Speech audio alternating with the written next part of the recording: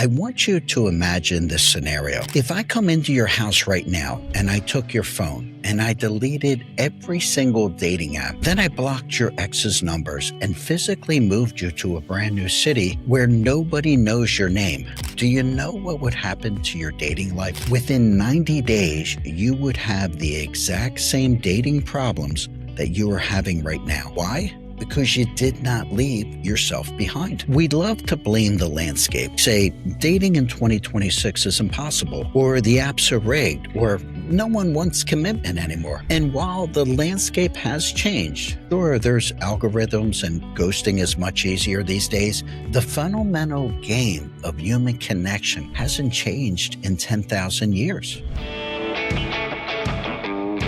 The uncomfortable truth I want to talk about today is that dating isn't actually complicated. It's messy, yes. It's emotional, yes. But it's not complicated. We make it complicated because complexity gives us a place to hide. Today, I'm going to break down the 5 ways that you are secretly overcomplicating your own love life to avoid the risk of real intimacy, and how to stop doing it so you can actually win at dating. First, we have to talk about why we make it so hard. Humans have a tendency to over-intellectualize things that scare us. If dating is just meeting people and you're failing at it, well, then that hurts you personally. It feels personal. But if dating is this complex, chess-like strategic game involving text response times and profile optimization and deciphering mixed signals, well, then it's not your fault. You're single. It's the game's fault. I want to strip all of that away right now. At its core, dating is just data collection. That's it. You're going out into the world to answer 3 binary questions. The first one, do I physically and emotionally like you? The second question, do you physically and emotionally like me? And the third question, are our lives moving in the same direction? If the answer to any of those is no, it's not a tragedy. It's just data. It's just a mismatch. But we don't treat it like data. We treat every no, every bad date, every awkward silence as a referendum on our own self-worth. And that's where the complication starts. It's not the date, it's the story you tell yourself about the date. And that brings me to my first major block,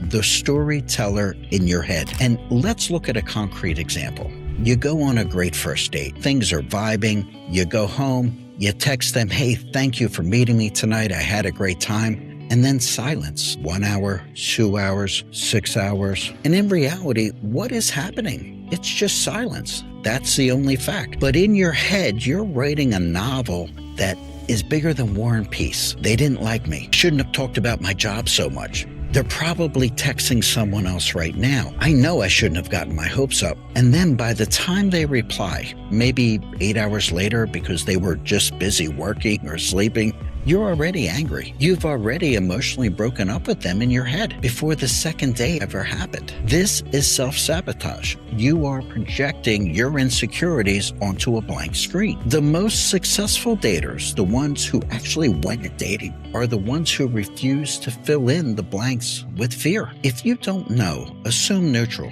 Assume they're busy. Assume that life happens. Stop inventing problems that don't exist yet. Now, let's talk about standards. And I am all for high standards, and you should have them. But many of us are single because you're looking for a 10 out of 10 partner. You want the stability of an accountant, yet you want the excitement of a rock star. You want someone who's obsessed with you, but is also fiercely independent. You want someone who's 6'2", makes over $200K a year, has 0 trauma, and also has a perfect relationship with their parents, and loves everything that you love. See, social media has tricked us into thinking that this person actually exists. We see highlight reels of 50 different influencers, and then we stitch them together into one imaginary future partner. And then, when you meet a real human being who has flaws, who maybe has a weird laugh, who maybe isn't as ambitious as you'd like them to be, you dismiss them. You say, well, I just have high standards. No, you have impossible standards. And here's the brutal truth. Impossible standards are a defense mechanism. If no one's good enough, you'll never have to be vulnerable. You'll never have to risk getting hurt. So here's the fix. Pick 3 non-negotiables that actually impact your long-term happiness. Maybe it's kindness, financial responsibility, or shared values. Everything else, that's just decoration. And let the decoration go. Now, this next one is going to sting some of you. A lot of you say you want healthy relationships, but your nervous system is actually addicted to chaos. If you grew up in a chaotic home, or if your early relationships were filled with highs and lows, your brain learned to associate anxiety with love. You think that butterflies, that feeling of will they or won't they, is passion, when it's not. It's actually anxiety. So when you meet someone who's secure, someone who calls you when they say they're going to call you, someone who is consistent, someone who's nice, and someone that treats you nicely, you feel bored. You say, oh, there's no spark. You're mistaking peace for boredom. So you start creating problems, picking fights, pulling away, testing them, just to generate that dopamine hit of drama that you so desperately need.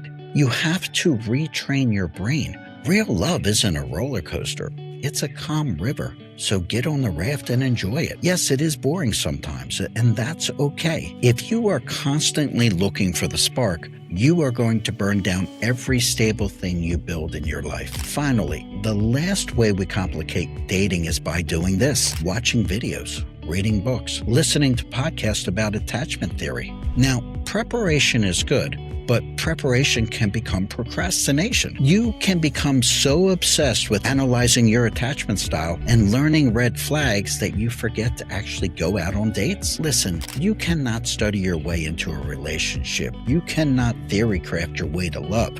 You have to get into the arena. You have to feel rejection. You have to have those awkward conversations. Stop treating dating like a subject to be mastered and start treating it like a life to be lived. So, is dating complicated? No. It's hard, but it's simple. Stop reading minds, drop the impossible checklist, and accept peace might feel boring at first. And most importantly, get out of your head. See, the problems aren't out there in the apps or in society. The barriers here are internal. And the good news is, because they're internal, you have the power to tear them down. I want you to comment below which one of these traps is your biggest struggle. Are you the mind reader?